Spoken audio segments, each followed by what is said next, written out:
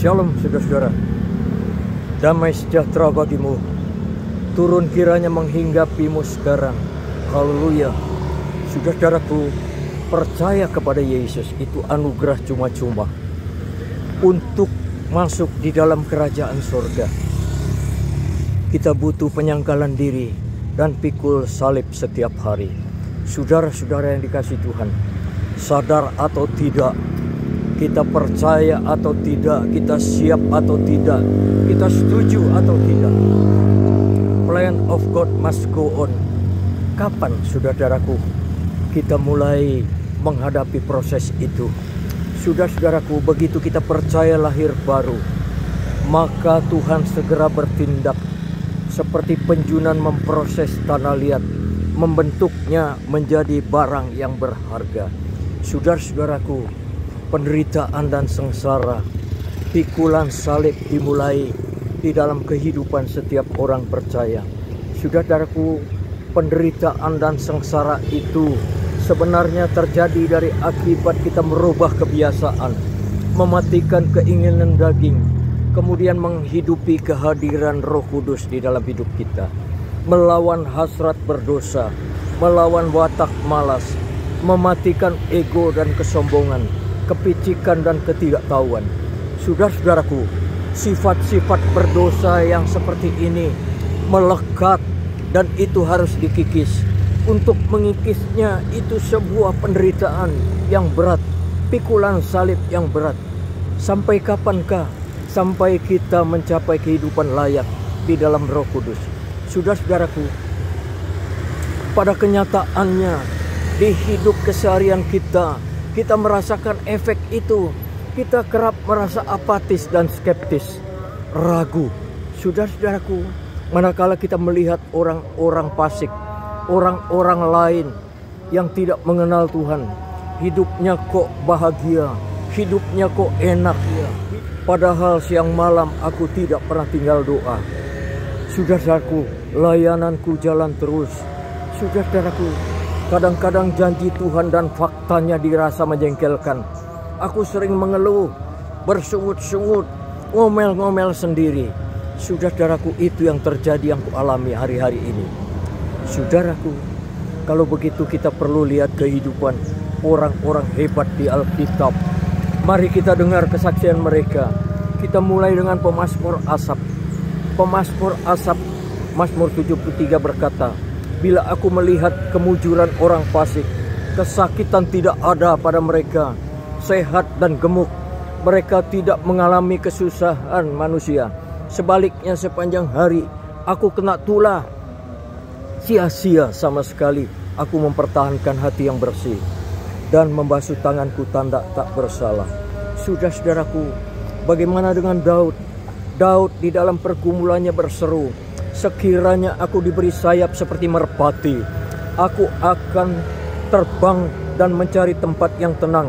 Aku akan lari jauh-jauh, mencari tempat perlindungan terhadap angin ribut dan badai. Saudara-saudaraku, para pemazmur orang-orang hebat. Kemudian kita melihat pergumulan Ayub yang begitu berat dan kita sudah memahaminya. Kemudian dengan Rasul Paulus, bagaimana dengan dia?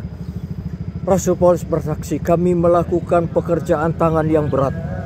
Kami lapar, haus, telanjang, dipukul, hidup mengembara. Kami difitnah, dianiaya, dan telah menjadi sama dengan sampah dunia, sama dengan kotoran dari segala sesuatu. Saudara-saudaraku, kalau kita perhatikan keluh kesah orang-orang hebat itu, kekecewaan, ingin lari saja.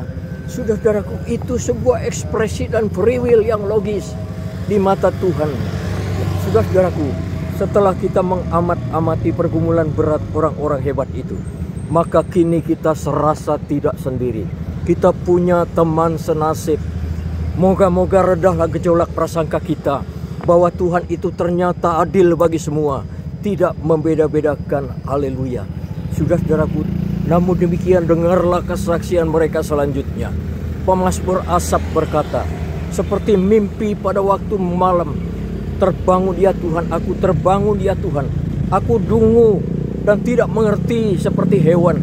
Dengan nasihat-Mu Engkau menuntun aku supaya aku dapat menceritakan segala pekerjaan-Mu. Saudara-saudaraku, dengar apa yang dikatakan Daud berikutnya. Aku mau menyanyi, aku mau bermazmur. Dengan Allah akan kita lakukan perbuatan gagah perkasa.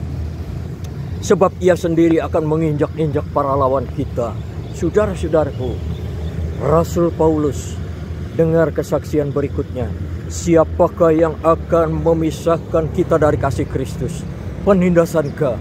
Penganiayaankah? Kelaparankah? Ketelanjangankah? Saudara-saudaraku, tetapi dalam semuanya itu kita lebih dari orang-orang yang menang oleh Dia yang telah mengasihi kita. Haleluya. Berarti saudara-saudaraku, pola Tuhan menuntun kehidupan setiap orang percaya is the same. Haleluya. Saudara-saudaraku, menyangkali diri dan pikul salib, saudara-saudaraku, tiap hari adalah harga mati, dan itu mutlak dan sebuah keharusan. Kenapa, saudara-saudaraku? Mengingat yang pertama, keselamatan yang telah kita raih adalah anugerah cuma-cuma. Kemudian yang kedua, pengorbanan Yesus Kristus tanpa reserve kepada kita. Yang ketiga, masakan kita memilih hidup senang, semu dan binasa. Binasa dalam kekekalan. Saudara-saudaraku, bagaimana dengan saudara? Maka itu sebabnya, janganlah kita putus harap. Mari kita bangkit, semangatlah, jadilah tegar, tumbuh dan dewasalah. Sabarlah dalam kesesakan, senang dalam pengharapan. Tuhan itu baik, saudara-saudaraku. Haleluya.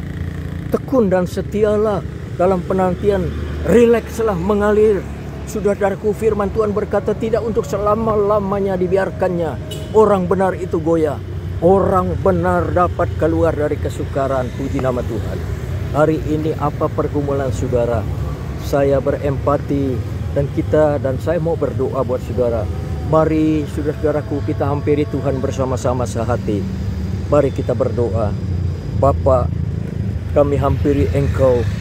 Di dalam kepicikan kami dungu dan sering tidak mengerti seperti hewan. Hari ini kami mau memandang kepada Tuhan. Firman Tuhan mengajak kepada kami. Itu sebabnya Tuhan, ampuni kami, terangi hati kami, agar kami memandang luas dan jauh kepada Tuhan. Sembuhkan kami yang sakit, lepaskan kami yang terikat, temui kami yang tersesat terilang, bawa kami pulang. Tuhan Yesus, buat hati kami percaya, bimbing kami berikutnya, berikan kami hati yang mengasihi Engkau. Terima kasih Bapa. Pada hari ini kami menyerahkan seluruh hidup kami di dalam tangan-Mu, di dalam nama Yesus. Kami berdoa memuji Tuhan. Haleluya. Amin. Tuhan memberkati saudara kiranya. Haleluya. Puji Tuhan.